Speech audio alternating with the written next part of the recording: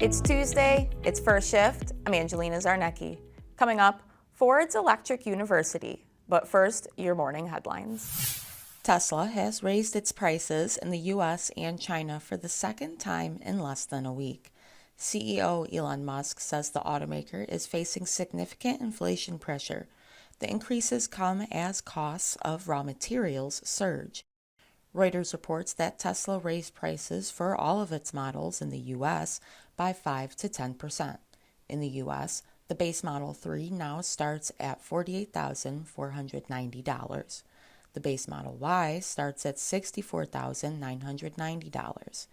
In China, Tesla raised its prices by about 5%. Turning to Volkswagen Group, the automaker sold 2 million fewer vehicles than it planned last year due to the semiconductor shortage. And now the company is warning that ongoing supply bottlenecks, high commodity prices, and the Russian-Ukraine war could hit growth in 2022. VW says volatility in the commodity markets could continue into 2026. CEO Herbert Diess says Russia's invasion of Ukraine has put VW's existing outlook into question. For last year, the company reported rising revenue across all major regions, and the VW brand returned to profit in North America. Panasonic is reportedly engaged in talks over the site for a new U.S. factory. The plant would supply Tesla and potentially other EV manufacturers with next-generation lithium-ion batteries.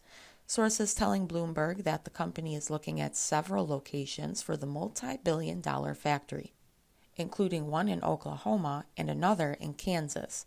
The plant could begin operating as soon as 2024.